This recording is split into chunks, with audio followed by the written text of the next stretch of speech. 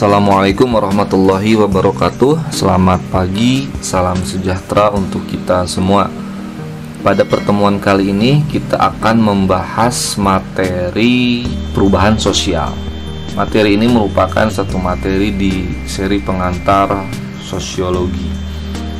Secara definisi ataupun pengertian dari perubahan sosial, yaitu suatu perubahan dalam struktur dan fungsi masyarakat. Itu pengertian yang pertama.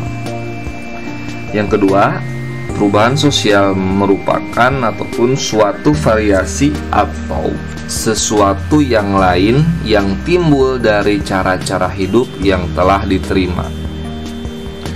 Definisi ketiga, adanya faktor eksternal dan internal yang mempengaruhi kehidupan manusia.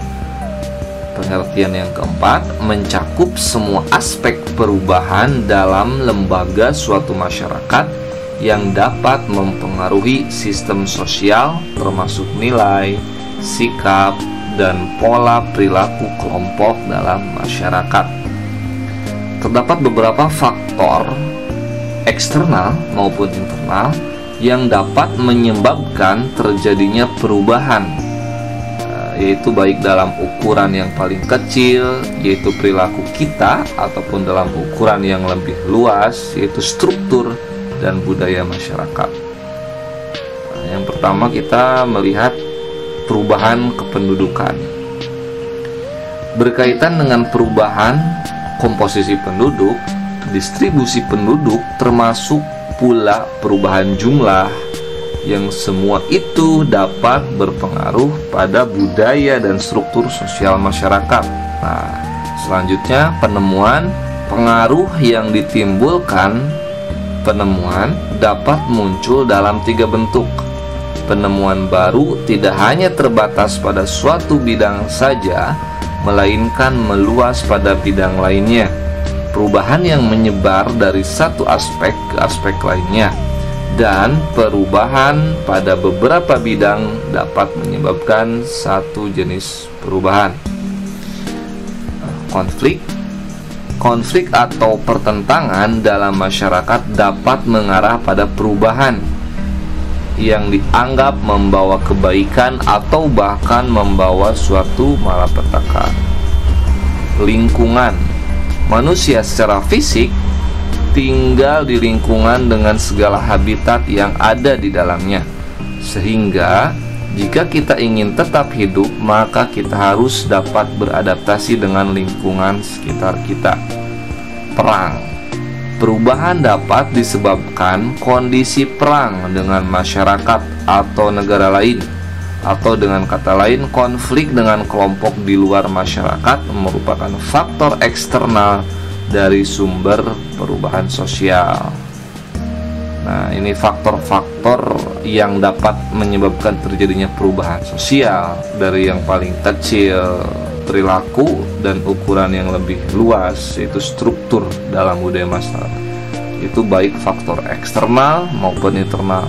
Tadi saya sudah menyebutkan faktor yang dapat menyebabkan terjadinya perubahan. Pertama, perubahan kependudukan. Kedua, penemuan. Yang ketiga, konflik. Yang keempat, lingkungan. Yang kelima, perang. Yang keenam, yang terakhir, pengaruh kebudayaan lain, yaitu suatu budaya dapat diterima dengan sukarela maupun dengan pemaksaan. Pertemuan dua budaya mungkin tidak akan terjadi saling mempengaruhi karena keduanya saling menolak. Faktor pendorong dalam perubahan sosial merupakan faktor yang dapat mempercepat terjadinya suatu perubahan atau bahkan membuat perubahan tersebut dapat cepat diterima oleh suatu masyarakat. Faktor-faktor pendorong ini dapat berbentuk kontak dengan kebudayaan lain, sistem masyarakat yang terbuka, penduduk yang heterogen, serta orientasi masyarakat ke masa depan. Suatu proses perubahan sosial tidak selalu dapat diterima oleh seluruh anggota masyarakat. Dengan demikian, faktor yang cenderung dapat menghalangi terjadinya suatu perubahan di masyarakat atau memperlambat proses penerimaan masyarakat terhadap suatu perubahan dapat dikategorikan sebagai faktor penghambat. Kayak apa saja faktor penghambat tersebut? Pertama, sistem masyarakat yang tertutup. Masyarakat yang tertutup kehidupannya akan cenderung terpenjara oleh pola-pola pemikiran yang tradisional. Kedua, adanya kepentingan-kepentingan tertentu. Dalam setiap lapisan sosial selalu terdapat sekelompok kecil orang yang ingin tetap memegang kekuasaan terhadap masyarakat, sehingga setiap perubahan sosial yang terjadi akan dianggap dapat membahayakan dan mengancam kedudukan mereka. Tentu ini adalah status quo. Yang selanjutnya, prasangka terhadap hal-hal yang baru. Pada umumnya, prasangka tersebut muncul ketika hal yang baru itu dianggap bertentangan dengan nilai lama, sehingga mereka curiga jika hal yang baru tersebut menyebabkan kehidupan mereka selama ini menjadi kacau atau malah menimbulkan konflik antar anggota masyarakat itu sendiri. Nah, yang terakhir, adat atau kebiasaan seperti dalam sistem kepercayaan, cara berpakaian tertentu, serta sistem mata pencaharian cenderung sangat kokoh untuk tertanam dalam masyarakat, sehingga sukar untuk diubah. Nah, tidak ada satu perubahan yang tidak meninggalkan dampak pada masyarakat yang sedang mengalami perubahan tersebut.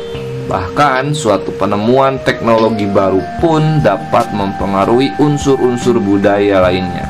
Dampak perubahan sosial pada masyarakat dapat meliputi antara lain adanya disorganisasi dan reorganisasi sosial, perkembangan teknologi, serta tertinggalnya budaya atau cultural lag.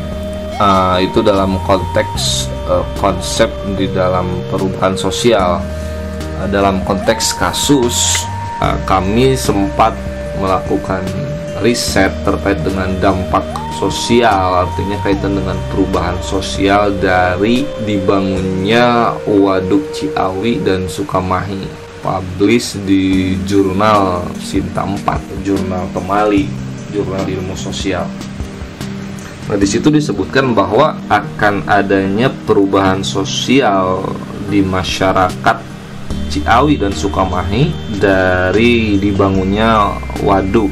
Secara sederhananya seperti misalkan ada banyak pedagang di situ yang sebelumnya kesehariannya sudah memiliki jejaring ketetanggaan terkait dengan transaksi ekonomi, akan berubah ketika pembangunan waduk itu berjalan.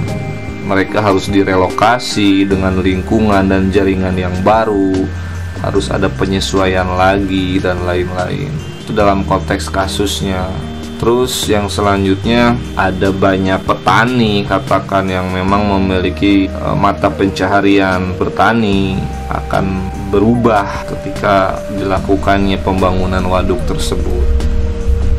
Nah, memang kalau di dalam konteks konsep yang sudah dibahas, perubahan sosial juga kaitannya dengan pembangunan waduk Ciawi dan Sukamahi, tentu tidak mudah, dalam arti tetap ada saja penolakan dari beberapa masyarakat. Bisa saja mungkin alasannya tadi karena misalkan ada prasangka terhadap hal yang baru, bahwa dengan adanya waduk ini akan menyulitkan ekonomi masyarakat dan lain-lain, ataupun ada pandangan adanya kepentingan-kepentingan tertentu, misalkan oh ini hanya permainan-permainan investor katakan dan lain-lain. Itu juga kontekstualisasi dari konsep-konsep tadi sebagai faktor penghambat, ataupun ada adat masyarakat yang memang sangat kuat ternyata tidak diperkenankan misalkan menurut tetua adat untuk dibangun dan lain-lain. Nah, faktor-faktor juga misalkan yang dapat menyebabkan perubahan kaitannya dengan kasus tadi, ada faktor yang dapat menyebabkan perubahan itu ya bisa jadi lingkungan tadi memang mengharuskan untuk menyesuaikan dengan lingkungan barunya seperti itu. Oke, mungkin dicukupkan sekian. Terima kasih atas atensinya, semoga bermanfaat. Sampai jumpa di pertemuan berikutnya.